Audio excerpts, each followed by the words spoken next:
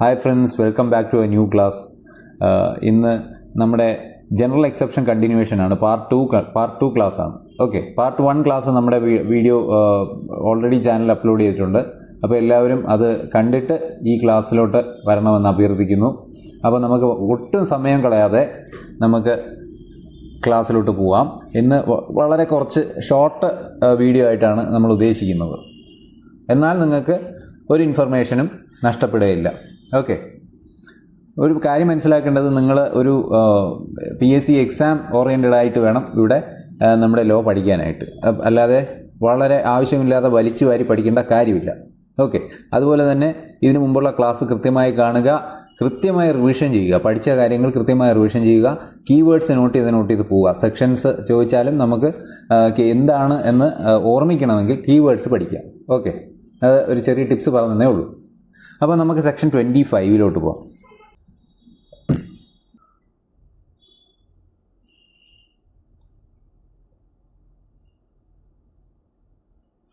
Section 25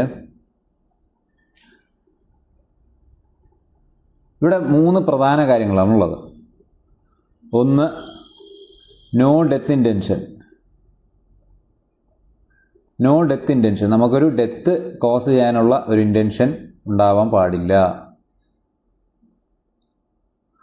2, no serious injury. No serious injury, ഒരു serious injury inflict ചെയ്യാനായിട്ടുള്ള ഒരു ഇൻറ്റൻഷനും ഇവിടെ ഉണ്ടാവാൻ പാടില്ല. നമ്മളിത് ചെയ്യുമ്പോൾ ഈ ഒരു സെക്ഷൻ നമുക്ക് ബാധകമാവണമെങ്കിൽ, ആപ്ലിക്കബിൾ ആവണമെങ്കിൽ ഈ ഒരു 3 കണ്ടീഷൻസ് നമ്മൾ ഓർത്തിരിക്കണം. അഡൽട്ട് കൺസെൻറ്റ്, ഈ കൺസെൻറ്റ് ഇംപ്ലൈഡ് അല്ലെങ്കിൽ എക്സ്പ്രസ്ലി ഇംപ്ലൈഡ് എന്ന് പറയുമ്പോൾ അത് നമുക്ക് മനസ്സിലാക്കാൻ പറ്റും. കൺസെൻറ്റോടെയാണ് ചെയ്തത് എന്ന് നമുക്ക് ഇംപ്ലൈ ചെയ്തെടുക്കാൻ പറ്റും. എക്സ്പ്രസ്ലി എന്ന് പറയുമ്പോൾ നമ്മൾ എഴുതി കൊടുക്കുക, അല്ലെങ്കിൽ ഓറലി നമ്മൾ വ്യക്തമായിട്ട് പറഞ്ഞു, അല്ലെങ്കിൽ വ്യക്തമായി എഴുതി കൊടുത്തു. ഇപ്പോൾ ടേംസ് ആൻഡ് കണ്ടീഷൻസ് എന്നൊക്കെ പറഞ്ഞാൽ നമ്മൾ ഫില്ല് ചെയ്ത് കൊടുക്കില്ലേ, സൈൻ ചെയ്ത് കൊടുക്കില്ലേ, അതൊക്കെയാണ് എക്സ്പ്രസ്ലി കൺസെൻറ്റ് ചെയ്യുക എന്ന് പറയുന്നത്. ഇപ്പോൾ ഒരു ഓപ്പറേഷൻ, സർജറി അണ്ടർഗോ ചെയ്യണം, അപ്പോൾ അതിൽ നമുക്ക് കൺസെൻറ്റ് വേണം, എക്സ്പ്രസ് കൺസെൻറ്റ് വേണം റിലേറ്റീവ്സിൻ്റെ. അപ്പോൾ അത് എക്സ്പ്രസ് ആണ്. ഇംപ്ലൈഡ് എന്ന് പറയുമ്പോൾ നമ്മൾ എന്താണ്, നമ്മൾ തന്നെ റിസ്ക് എടുത്ത് നമ്മളോരോ കാര്യത്തിൽ പോവാണ്, ഒരു കണ്ടീഷനും ഇല്ലാതെ. ഫോർ എക്സാമ്പിൾ, ഇപ്പോൾ ഞാനിപ്പോൾ ഒളിമ്പിക്സിൽ വളരെ ഡേഞ്ചറസ് ആയിട്ടുള്ള ഒരു ഗെയിമിന് പങ്കെടുക്കുകയാണ്. അപ്പോൾ ആ പങ്കെടുക്കുമ്പോൾ ഇംപ്ലൈഡ് ആയിട്ടുള്ള ഒരു റിസ്ക് നമുക്കുണ്ട്. നമ്മളിപ്പോൾ അത് പ്രത്യേകം പറയണമെന്നില്ല, എക്സ്പ്രസ് ആക്കണമെന്നില്ല. ഓക്കെ, അതാണ് ഇംപ്ലൈഡ് എക്സ്പ്രസ്. ജസ്റ്റ് അതൊക്കെ പിന്നെ ഡീറ്റെയിൽഡ് ആയിട്ട് നമുക്ക് പറഞ്ഞു പോകാം. കോൺട്രാക്റ്റിൽ വരുന്നതാണ് അതൊക്കെ നമുക്ക് നോക്കാം. ജസ്റ്റ് ഇവിടെ മനസ്സിലാകാൻ വേണ്ടി നിങ്ങൾക്ക് പറഞ്ഞതേ ഉള്ളൂ. അപ്പോൾ ഇവിടെ എന്താ മനസ്സിലായത്? അഡൽട്ട് കൺസെൻ്റ് ആണ് ഇവിടെ ഉദ്ദേശിക്കുന്നത്. അതായത് 18 ഇയേഴ്സ്, ഗ്രേറ്റർ ദാൻ 18 ഇയേഴ്സ്. 18 ഇയേഴ്സിന് താഴെയാണെങ്കിൽ ഈ സെക്ഷൻ 25 വർക്കാവില്ല. നമ്മൾ വിചാരിക്കുന്ന പോലെ വർക്കാവില്ല. അവിടെ എന്താണ്, അവിടെ അദ്ദേഹം കൺസെൻറ്റ് ചെയ്താലും, 16 വയസ്സുള്ള ഒരു കുട്ടി കൺസെൻറ്റ് കൊടുത്താലും എന്താണ്, അഥവാ ഡെത്തോ അല്ലെങ്കിൽ സീരിയസ് ഇഞ്ചറിയോ ഈ ആക്റ്റിൽ നിന്നുണ്ടായിക്കഴിഞ്ഞാൽ അവിടെ പണിഷബിൾ ആണ്. 18 ഇയേഴ്സിന് മുകളിലാണെങ്കിൽ പ്രത്യേക കൺസെൻറ്റ് ഉണ്ടെങ്കിൽ, അത് ഇംപ്ലൈഡ് ആവാം, എക്സ്പ്രസ്ലി ആവാം, അവിടെ ഒരു ഡെത്തോ സീരിയസ് ഇഞ്ചറിയോ സംഭവിച്ചിട്ടില്ല എങ്കിൽ എന്താണ്, അവിടെ ഒരു പണിഷ്മെൻറ്റ് ഇല്ല. ഇനി നമുക്ക് വിശദമായിട്ട് പറയാം. ഇവിടെ എന്താണ് സംഭവിച്ചതെന്ന് പറയുമ്പോൾ ആക്ട് നടന്നു, അല്ലേ? ആക്ട് നടന്നു. ഇവിടെ എല്ലായിടത്തും ഒരു ആക്ട് നടക്കുകയാണ്. അപ്പോൾ ഈ ആക്ട് കാരണം, ഈ ആക്ട് ചെയ്യുന്ന സമയത്ത്, ഞാനാണ് ആക്ട് ചെയ്യുന്നത് നോക്കിയാൽ, ആ ആക്ട് ചെയ്യുന്ന സമയത്ത് എനിക്ക് യാതൊരു ധാരണയുമില്ല, അല്ലെങ്കിൽ യാതൊരു ഇൻറ്റൻഷനും ഇല്ല. ഒരാളെ കൊല്ലണമെന്നോ, അല്ലെങ്കിൽ ഒരാൾക്ക് മരണം സംഭവിപ്പിക്കണമെന്നോ, അല്ലെങ്കിൽ ഒരാൾക്ക് സീരിയസ് ഇഞ്ചറി ഇൻഫ്ലിക്റ്റ് ചെയ്യണമെന്നോ എനിക്ക് യാതൊരു ഇൻറ്റൻഷനും ഇല്ല. അതുപോലെ തന്നെ അഡൽട്ട് കൺസെൻറ്റും ഇവിടെ ഉണ്ട് എന്ന് വയ്ക്കുക. കൃത്യമായി 18 വയസ്സിന് മുകളിൽ പ്രായമുള്ള ആൾക്കാരാണ്. അതുപോലെ കൺസെൻറ്റും അവർ തന്നിട്ടുണ്ട്. നമുക്ക് ഇത് അഥവാ ഇതിൽ നിന്ന് എന്തെങ്കിലും പ്രശ്നം ഉണ്ടായാലും കുഴപ്പമില്ല എന്നുള്ള രീതിയിൽ കൺസെൻറ്റ് തന്നിട്ടുണ്ട്. അതുപോലെ തന്നെ എനിക്കിവിടെ മറ്റ് 2 ഇൻറ്റൻഷൻസും ഇല്ല. അങ്ങനെയാണെങ്കിൽ ആ ആക്ട് ഓഫൻസ് ആവില്ല. അഥവാ മരണം സംഭവിക്കുകയോ അല്ലെങ്കിൽ സീരിയസ് ഇഞ്ചറി ഇൻഫ്ലിക്റ്റ് ആവുകയോ, ചിലപ്പോൾ കാല് മുറിഞ്ഞു. ഇപ്പോൾ ബോക്സിംഗ് മാച്ചസിലൊക്കെ കണ്ടിട്ടില്ലേ, ചില ആൾക്കാർ മരിച്ചു പോകും. അപ്പോൾ അത് അവർ എക്സ്പ്രസ് കൺസെൻറ്റ് ഉള്ളതുകൊണ്ടാണ്. എക്സ്പ്രസ് അല്ലെങ്കിൽ ഇംപ്ലൈഡ് ആയിട്ടുള്ള കൺസെൻറ്റ് ഉണ്ട്. അതുകൊണ്ട് അവിടെ അവർക്ക് രണ്ടുപേർക്കും ഇൻറ്റൻഷൻ ഇല്ല. ആ ഒരു സ്പോർട്ടിൻ്റെ ഭാഗമായിട്ട് ഉണ്ടാകുന്ന ഒരു അടിയാണ്. അപ്പോൾ അതിൽ ഒരാൾ മരണപ്പെട്ടു പോയാലും ഒരു പ്രത്യേക ഇൻറ്റൻഷനോടുകൂടി ചെയ്യുന്നതല്ല, അതൊരു സ്പോർട്ടിൻ്റെ നേച്ചറാണ്. അപ്പോൾ അതാണ് അവിടെ ഒരു എഗ്രിമെൻ്റാണ്. രണ്ട് പ്ലെയേഴ്സും ഒരു എഗ്രിമെൻറ്റിലെത്തിയാണ് ആ സ്പോർട്ട് കണ്ടക്ട് ചെയ്യുന്നത്. അതിൻ്റെ ഭാഗമായിട്ട് ഒരാൾ മരിക്കുകയോ അല്ലെങ്കിൽ സീരിയസ് ഇഞ്ചുറിയോ ഇൻഫ്ലിക്റ്റ് ചെയ്ത് ഒരാൾ തളർന്നു കിടന്നുപോയി എന്ന് വയ്ക്കുക. അങ്ങനെയാണെങ്കിലും എന്തില്ല, പണിഷ്മെൻ്റ് ഇല്ല. അതൊരു ആക്ട് ജനറൽ എക്സെപ്ഷൻ ആണ്. അത് എന്താണ്, സെക്ഷൻ 25 അങ്ങനെ ഒരു എക്സെപ്ഷൻ വരുന്നത്. ഈ ഫെൻസിങ് എന്ന് പറയുന്ന ഒരു എക്സാമ്പിളാണ് നമ്മുടെ ബെയർ ആക്റ്റിൽ കൊടുത്തിട്ടുള്ളത്. ഫെൻസിങ് എന്ന് പറയുമ്പോൾ വാൾപൈറ്റ് പോലൊരു ഒരു സ്പോർട്ടാണ്. അപ്പോൾ ദിസ് എഗ്രിമെൻറ്റ്, അവിടെ ഒരു എഗ്രിമെൻറ്റ്, മ്യൂച്വൽ എഗ്രിമെൻറ്റിൻ്റെ പുറത്താണ് എന്ത് ചെയ്യുന്നത്, എന്തെങ്കിലും ഒരു അപകടം സംഭവിച്ചു കഴിഞ്ഞാൽ, അതുകൊണ്ട് മരണമോ അല്ലെങ്കിൽ സീരിയസ് ഇഞ്ചുറിയോ ഇൻഫ്ലിക്റ്റ് ആയി കഴിഞ്ഞാൽ അവിടെ ഒരു ഫൗൾ പ്ലേ ഉണ്ടാവാൻ പാടില്ല. ഫൗൾ പ്ലേ എന്താണ്? Foul play indicates intention. Foul play എന്ന് പറയുന്നത് ഇമ്പോർട്ടൻ്റ് ആണ്. ഫൗൾ പ്ലേ കൊണ്ട് ഉദ്ദേശിക്കുന്നത് എന്താണ്? അവിടെ ഒരു ഇൻറ്റൻഷൻ ക്രിയേറ്റ് ആയി. ഞാൻ ഫൗള് കാണിച്ചായാലും ജയിക്കണം, അപ്പോൾ ഒരുത്തനെ കൊന്നായാലും എനിക്ക് ജയിക്കണം എന്നുള്ള ഒരു ഇൻറ്റൻഷൻ, അവിടെ ഡെത്തോ അല്ലെങ്കിൽ സീരിയസ് ഇഞ്ചുറിയോ ഇൻറ്റൻറ്റ് ചെയ്തിട്ടുണ്ട്. അതാണ് ഫൗൾ പ്ലേ കൊണ്ടുണ്ട്. ഫൗൾ പ്ലേ പാടില്ല. അല്ലാത്ത പക്ഷം ഫെയർ ആയിട്ടുള്ള ഒരു കളിയാണെങ്കിൽ അവിടെ ഇസഡിനെ പരിക്കേൽപ്പിച്ചോ അല്ലെങ്കിൽ ഇസഡ് അത് കാരണം മരിക്കുകയോ ചെയ്തു കഴിഞ്ഞാലും എക്ക് അവിടെ ഓഫൻസ് ഇല്ല എന്നാണ് പറയുന്നത്. ഇനി അത് ജസ്റ്റ് ഒന്ന് വായിച്ച് നോക്കിയാൽ മതി. ഒരുപാട് കോംപ്ലിക്കേറ്റഡ് ആക്കരുത് വായിച്ചു കഴിഞ്ഞാൽ.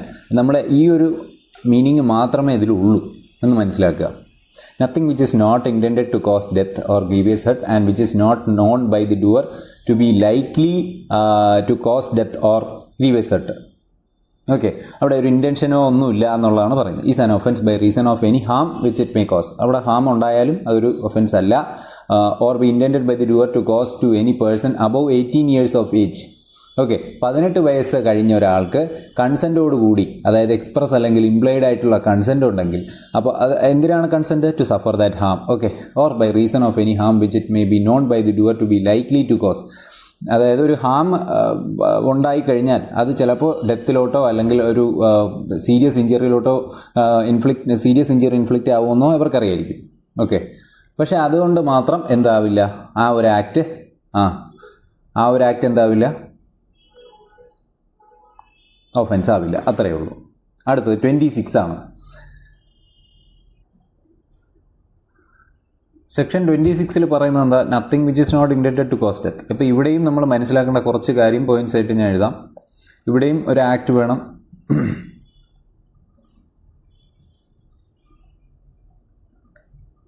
സെക്ഷൻ 26. ഓക്കെ, ഇവിടെയും ഒരു ആക്ട് സംഭവിക്കണം. ആ ആക്ട് ഇപ്പം ഞാനാണ് ചെയ്യുന്നത് നിൽക്കുക. എപ്പോഴാണ് അത് ഒഫൻസ് അല്ലാതാവുന്നത് എന്നാണ് ഈ സെക്ഷനിൽ പറയുന്നത്. ജനറൽ എക്സെപ്ഷനാണ്. അപ്പോൾ ഞാൻ നേരത്തെ പറഞ്ഞില്ല, ഒരു മെഡിക്കൽ പ്രൊസീജിയറൊക്കെ നമ്മൾ കൺസെൻറ്റോട് കൂടി ചെയ്തു കഴിഞ്ഞാൽ അതൊരു ഒഫൻസ് ആവില്ല on the part of doctors. Okay, അപ്പോൾ അതെല്ലാം വരുന്നത് സെക്ഷൻ 26 അപ്പോൾ ഈ ആക്ട് നമ്മൾ ഇൻറ്റൻഷനലി എന്താണ് ചെയ്യാൻ പാടില്ല. അതായത് intentionally to cause death, no intention of death, no intention to cause death. അതുപോലെ there must be good faith. ഇവിടെ ഒരു ഗുഡ് ഫെയ്ത്ത്, ഉത്തമ വിശ്വാസം അല്ലേ? ഇവിടെ ഒരു ഗുഡ് ഫെയ്ത്ത് വേണം. ഇവിടെ ഒരു നെഗ്ലിജൻസിൻ്റെ ഫാക്ടർ നമ്മൾ അവോയ്ഡ് ചെയ്യുക.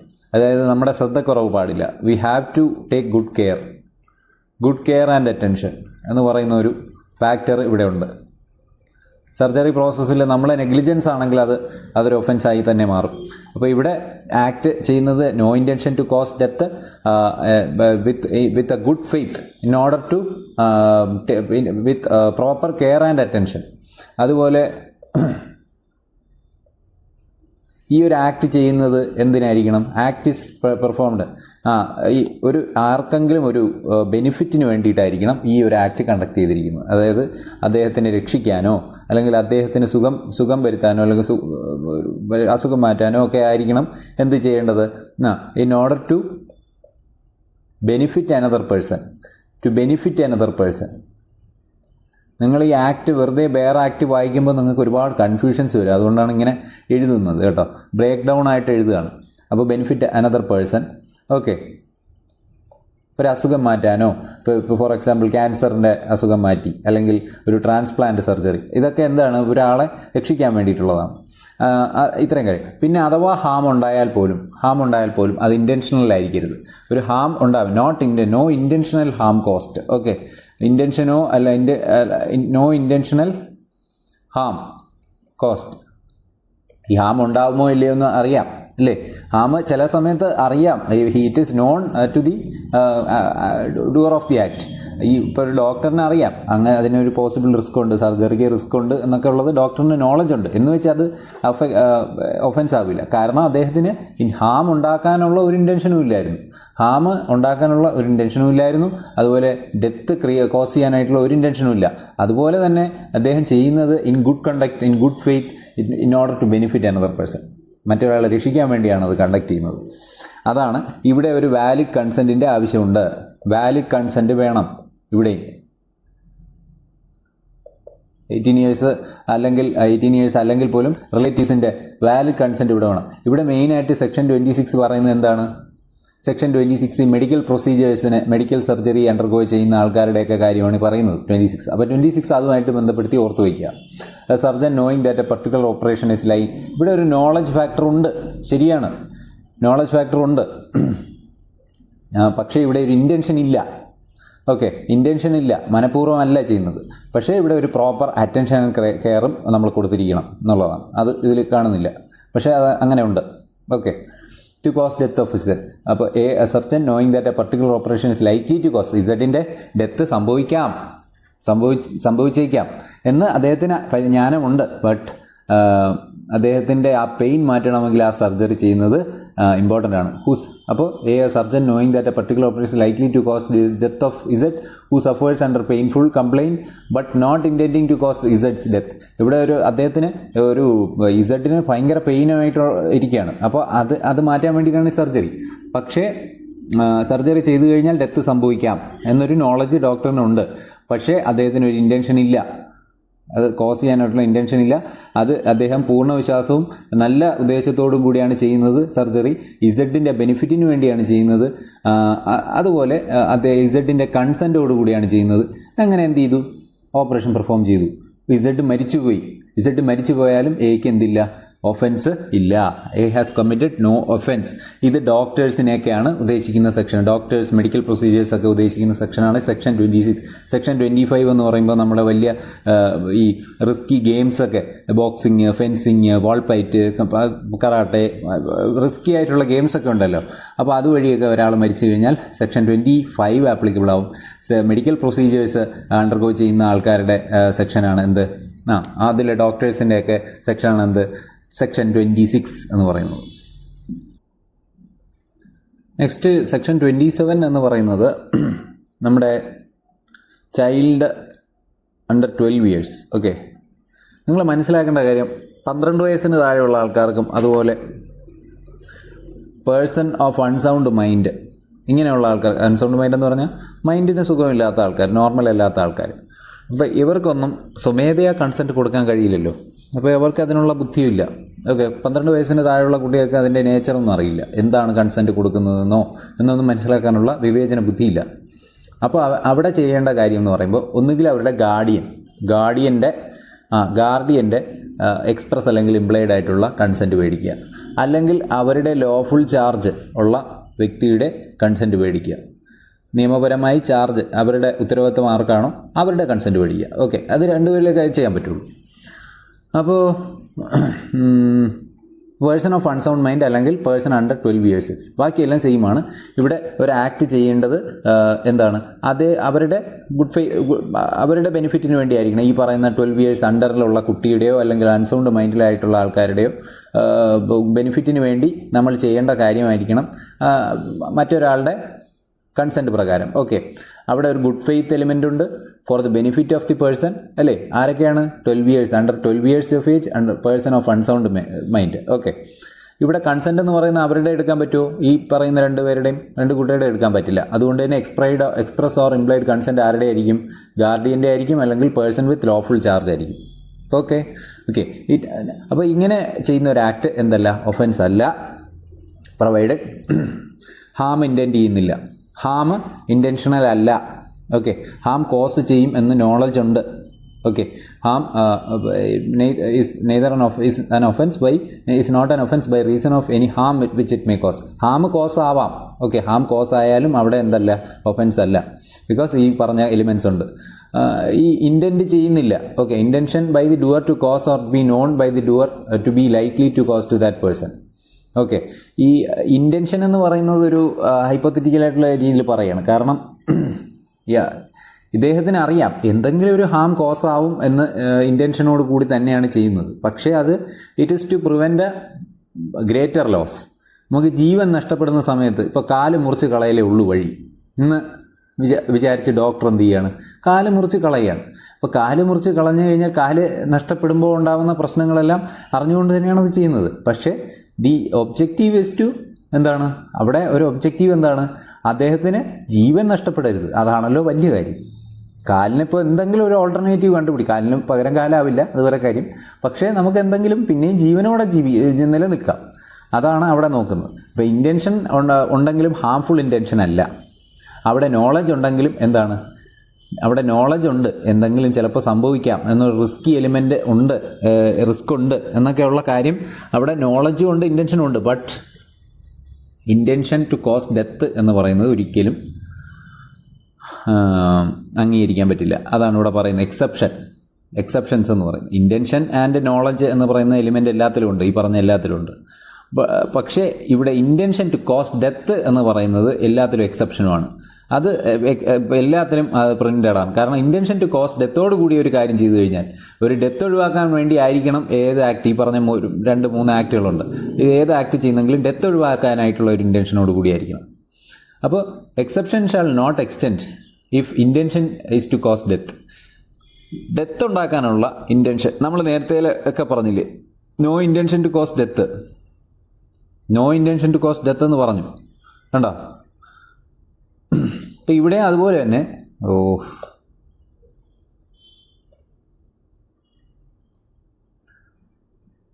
ഇവിടെ no intention to cause death ആയിരിക്കണം. അതുപോലെ no attempt to cause death. Death ഉണ്ടാക്കുന്ന ഒരു പരിപാടിയും നമ്മൾ സമ്മതിക്കില്ല. ഓക്കെ.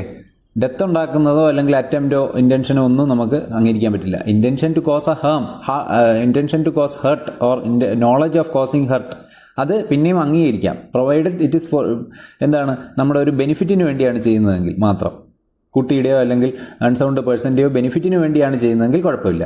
ആ ഒരു ഹർട്ട് ഉണ്ടായാൽ പോലും ജീവൻ രക്ഷിക്കാം എന്നുള്ളൊരു കാര്യം അത് അടുത്ത പോയിന്റിൽ പറയുന്നുണ്ട്. The doing of anything which the person doing it knows to be likely to cause death. അങ്ങനെ ഒരു ഡെത്ത് ഉണ്ടാക്കാൻ സാധ്യതയുണ്ട്.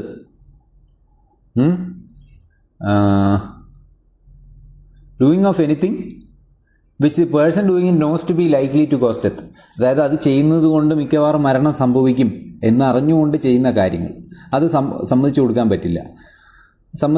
അത് ഈ എക്സെപ്ഷൻ വരില്ല. പക്ഷേ അതിനും എക്സെപ്ഷനുണ്ട്, അതിനകത്തും എക്സെപ്ഷനുണ്ട്. അതായത് ചില ഡോക്ടേഴ്സ് വിചാരിക്കും ഇത് ഇപ്പോൾ എന്തെങ്കിലും ഒരു വലിയൊരു അസുഖമാണ്, അപ്പോൾ അതിനൊരു സർജറി വേണം.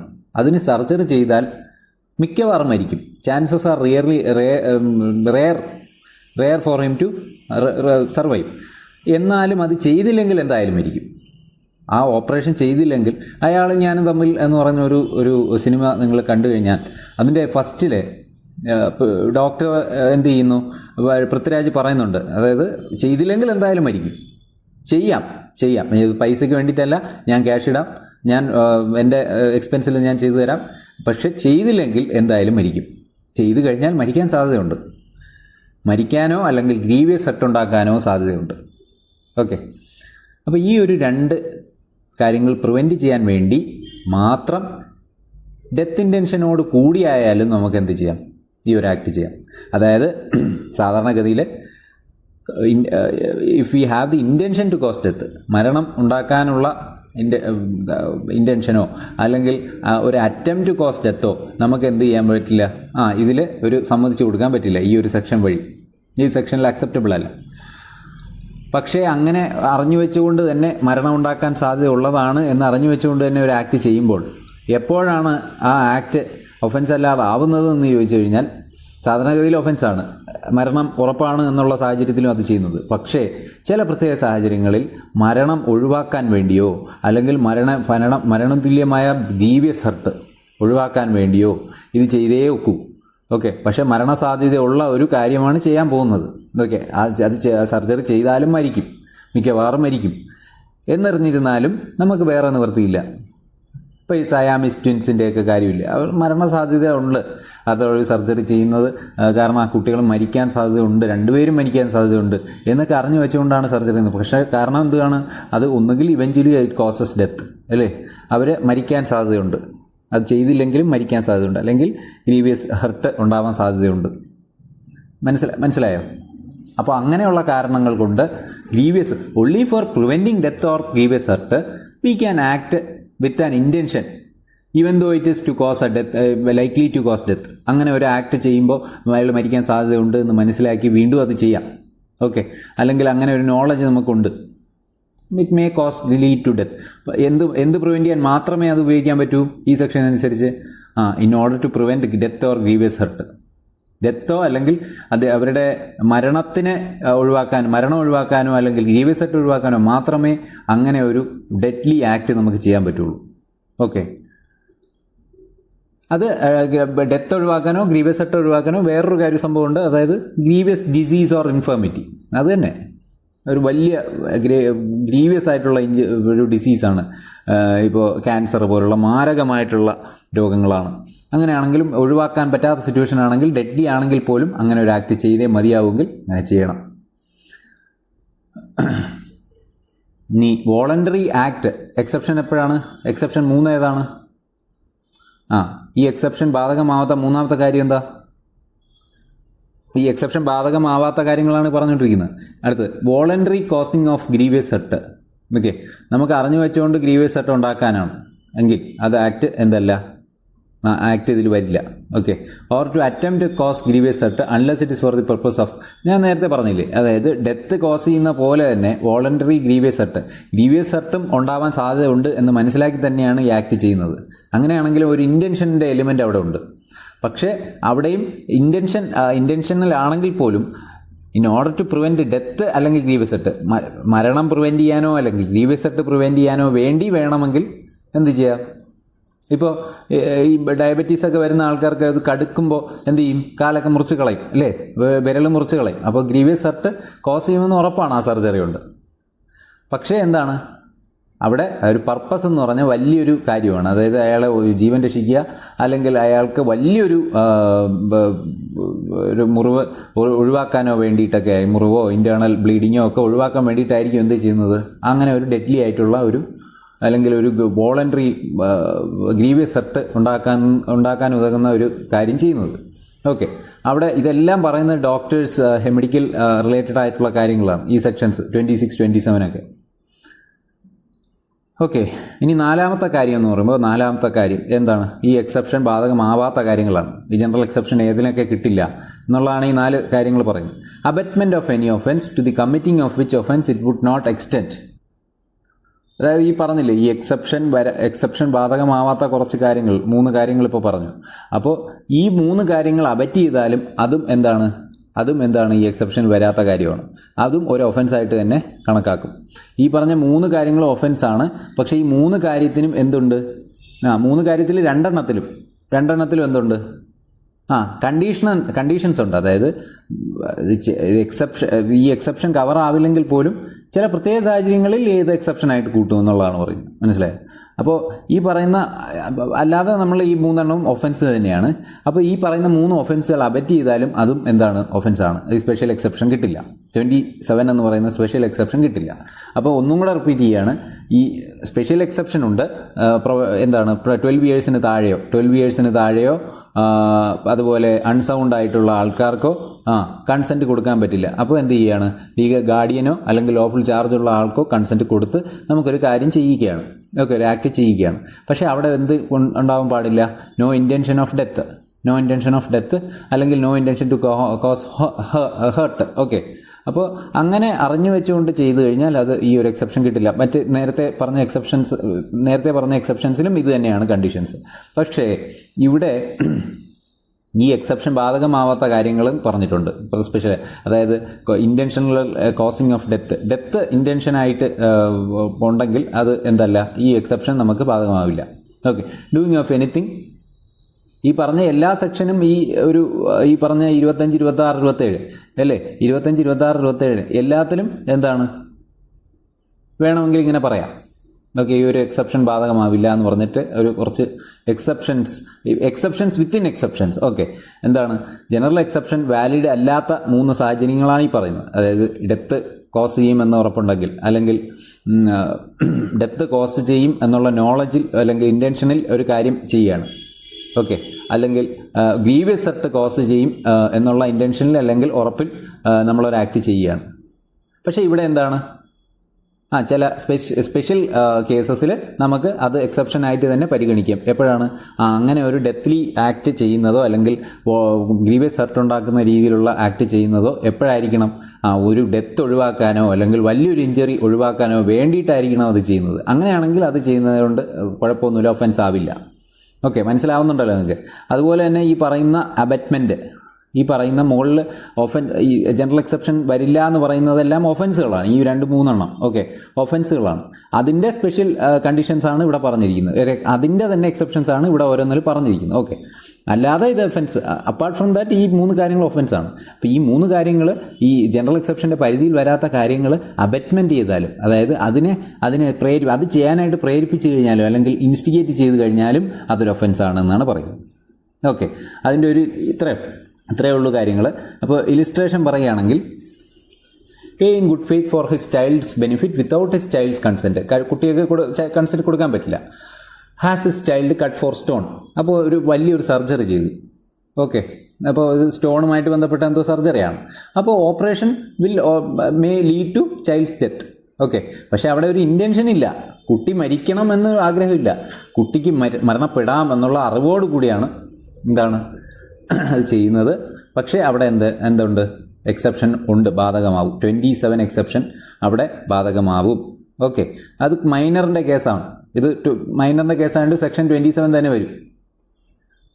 മൈനറാണോ അൺസൗണ്ട് ആണോ സെക്ഷൻ 27 വരും. ഓക്കെ, അല്ലാതെ പൊതുവെയുള്ള ബാക്കിയുള്ളവരുടെ കാര്യങ്ങളൊക്കെ പറയുന്നത് സെക്ഷൻ 26 മെഡിക്കൽ കൺസെൻറ്റ് കൊടുക്കുന്നത്. സെക്ഷൻ ഏതാണ്? General exception section 26. ബാക്കി സെക്ഷൻ 25 ആണെങ്കിൽ നമ്മുടെ ഈ ഡേഞ്ചറസ് ആയിട്ടുള്ള സ്പോർട്സ് അതുപോലുള്ള കാര്യങ്ങളൊക്കെ നമ്മൾ അഗ്രി ചെയ്ത് കണ്ടക്ട് ചെയ്യുന്ന ആക്റ്റുകളാണ് സെക്ഷൻ 25 കവർ ചെയ്യുന്നത്. അപ്പോൾ ഇത്രയും കാര്യങ്ങളാണ് ഇന്നത്തെ ക്ലാസ്സിൽ നമ്മൾ ഉൾക്കൊള്ളിക്കുന്നത്. ഇപ്പോൾ 3 ഇമ്പോർട്ടൻ്റ് ആയിട്ടുള്ള, ഇത് നമുക്ക് വളരെ ഇത് ഫ്രാക്ഷനായിട്ട് പല ഫ്രാഗ്മെൻറ്റ്സ് ആയിട്ട് നമുക്ക് പഠിക്കാം കേട്ടോ. അപ്പോൾ നിങ്ങൾക്ക് കുറച്ചുകൂടെ 25, 26, 27 ഇത്രയും കാര്യങ്ങൾ നിങ്ങൾക്ക് തറവായിട്ട് വയ്ക്കുക. അതിൻ്റെ കീവേഡ്സ് നോക്കുക. ഓക്കെ, നിങ്ങൾക്ക് ഇനി ഇത്രേ ആവശ്യമുള്ളൂ. നിങ്ങൾ മനസ്സിലാക്കേണ്ട കാര്യം ഇത്രയും പഠിച്ചാൽ മതി നിങ്ങൾ.